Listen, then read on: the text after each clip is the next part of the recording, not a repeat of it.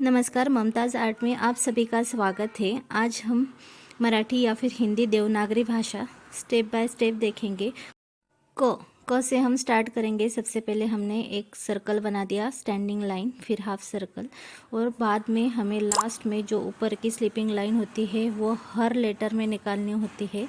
Same ख जब निकालने वाले हैं तब भी हमें जो स्टार्टिंग से जो लेटर चालू होते हैं वहाँ से ही हमें स्टार्ट करना होता है। देखो, ये जो हम निकाल रहे हैं ये देवनागरी फॉन्ट है।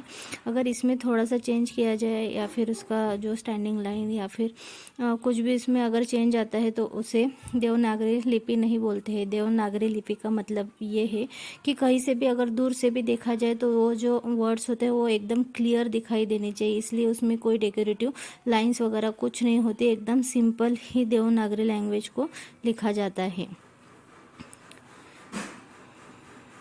देवनागरी लैंग्वेज ये बहुत प्राचीन लैंग्वेज है। जब जहाँ से चालू हुई है वहाँ तब पेन भी नहीं थे। उस वक्त वो बोरों की जो काड़ी रहती है उससे, बोरों की जो लकड़ी रहती है उससे वो इंक में डुबा डुबा कर लिखते थे। देखो, मैंने मेरे हाथ में जो मैंने पेन यूज़ किया है वो स्पेशली उसकी जो नीफ है वो नीफ स्पेशली देवनागरी फॉन्ट के लिए ही यूज़ की जाती है। मतलब उसकी जो कट निप्स है वो, और ये देवनागरी फॉन्ट जो है वो उसकी जो नीफ की जो एंगल है वो 45 डिग्री है। जब भी हम स्ट्रेट लाइन खींचते हैं तो हमेशा पेन का जो एंगल है वो 45 डिग्री में ही होना ज़रूरी है। अगर आपने थोड़ा सा ही गलती से टेढ़ा अगर पकड़ लिया तो फिर ये सेम वर्ड्स आप निकाल नहीं पाओगे। इसके लिए हमें बहुत प्रैक्टिस की ज़रूरत होती है। देखो, मैंने जैसे ही वर्ड निकाले हुए हैं वैसे सेम टू सेम अगर आपको वर्ड्स निकालने हैं तो पेन का एंगल सबसे पहले तो आपको ध्यान में रखना होगा। और इस पेन में आप इंक भर के नहीं रख सकते हो। अगर इंक भर के भी रख दिया तो भी वो ज़्यादा तो कुछ काम नहीं करने वाला है। इसीलिए हमें इंक एक बॉटल या फिर एक किसी में आप निकाल लो थोड़ी सी पैलेट में, और उसमें डिप कर करके आप उसे लिख सकते हो। यहाँ पर मैंने पार्कर की इंक यूज़ की है, ब्लैक कलर की। मुझे तो वो सबसे अच्छी लगती है पार्कर की इंक। क्योंकि अगर आप कोई दूसरी कैमल की या फिर दूसरे किसी ब्रांड की अगर यूज़ कर रहे हो तो जो पेज है वो पेज में बहुत मतलब वो पतली होती है तो फिर पेज ख़राब हो जाता है और पीछे के पेज में उसके जो दाग धब्बे होते हैं वो लगते हैं। इसलिए मैं हमेशा पार्कर की इंक ही यूज़ करती हूँ। और जो मैंने पेपर यूज़ किया हुआ है वो पेपर भी मैंने क्लासमेट की जो बुक आती है उस पर ही मैंने प्रैक्टिस की हुई है, और वो मुझे बहुत बेस्ट पेपर लगता है। क्या क्लासमेट के पेज की जो क्वालिटी है वो मतलब बहुत अच्छी है। पीछे की तरफ भी उसमें कोई मतलब पेज फटकर या फिर बाद में उसे बाद के मतलब आगे के पेज में उसमें कोई दाग धब्बे भी नहीं लगते हैं। जो मैंने पेन यूज़ किया हुआ है वो 4 नंबर की निप यूज़ की हुई है।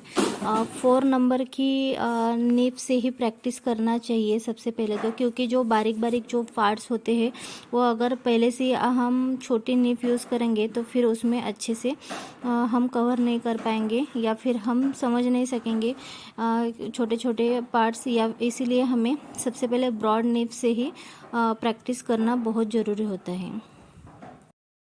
हम जो भी लिख रहे हैं उसका प्रोपोर्शन जो है वो 3 लाइन में हम लिख रहे हैं। अगर आप ध्यान से देखोगे तो पूरे के पूरे जो भी वर्ड्स हैं हमने वो 3 जो लाइंस है ग्रे कलर की उसमें लिखे हुए हैं। लेकिन कोई कोई वर्ड्स जैसे कि बड़े होते हैं, जैसे कि ये झ नाम का ये वर्ड्स है ये थोड़ा सा बड़ा है, इसलिए वो 2.5 लाइन में आप लिख सकते हो।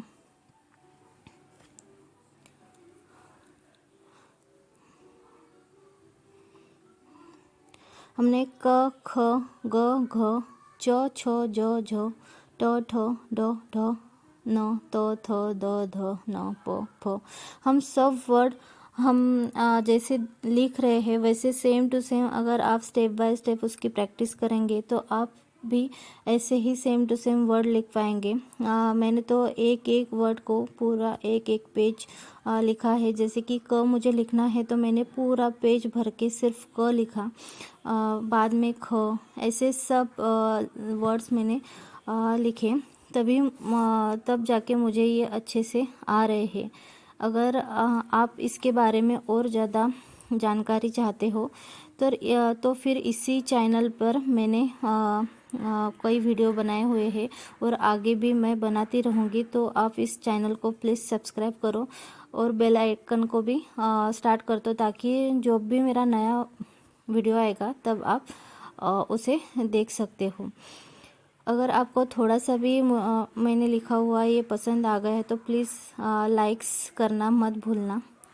देखो ये देवनागरी फॉन्ट, हम जब भी कोई पेंटिंग निकाल रहे हैं उसके नीचे आपको कुछ लिखना है।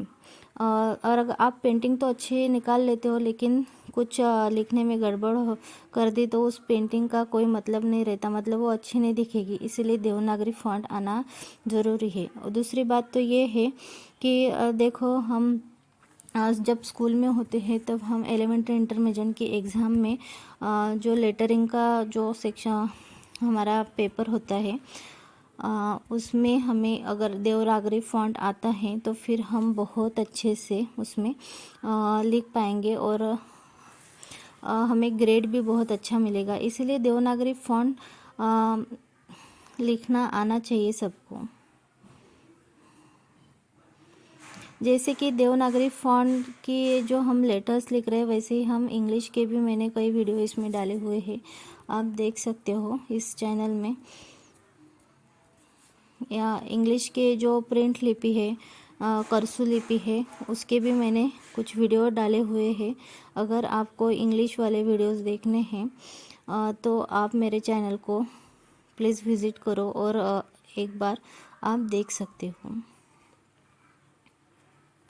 अगर आप ये देवनागरी फॉन्ट सीखना चाहते हो तो 7020892980 इस नंबर पर आप कांटेक्ट कर सकते हो। या फिर आपको और भी कोई पेंटिंग सीखनी हो तो आप उसी नंबर पर कांटेक्ट करके आप ऑनलाइन क्लास में सीख सकते हो। देखो सीखने को तो आप यूट्यूब पे भी सीख सकते हो, लेकिन क्लास लगाने के बाद आपको जो रियल टाइम वीडियोस होते हैं, सबसे मेन बात ये होती है कि जो रियल टाइम वीडियोस होते हैं वो मेरे साथ साथ आप सीख सकते हो, ताकि आपको जो बारीक बारीक जो भी आपको प्रॉब्लम्स आ रही हो वो आपको फेस नहीं करनी पड़ती। यूट्यूब पे आपको वो कोई गाइड्स करने वाला नहीं होता है। देवनागरी फॉन्ट के अलावा भी एक जो फॉन्ट आता है वो पोथी फॉन्ट आता है और एक ग्राफिटी फॉन्ट आता है।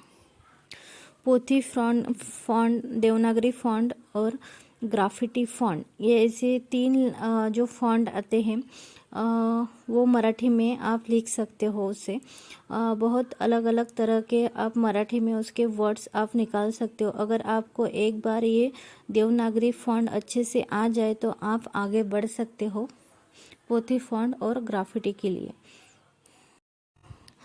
आपने यहाँ तक मेरा वीडियो देख लिया है तो प्लीज़ कमेंट्स करके मुझे बता देना कि आपको ये वीडियो कैसा लगा, क्योंकि आपकी एक कमेंट्स से मुझे बहुत मोटिवेशन मिलता है। Thank you very much.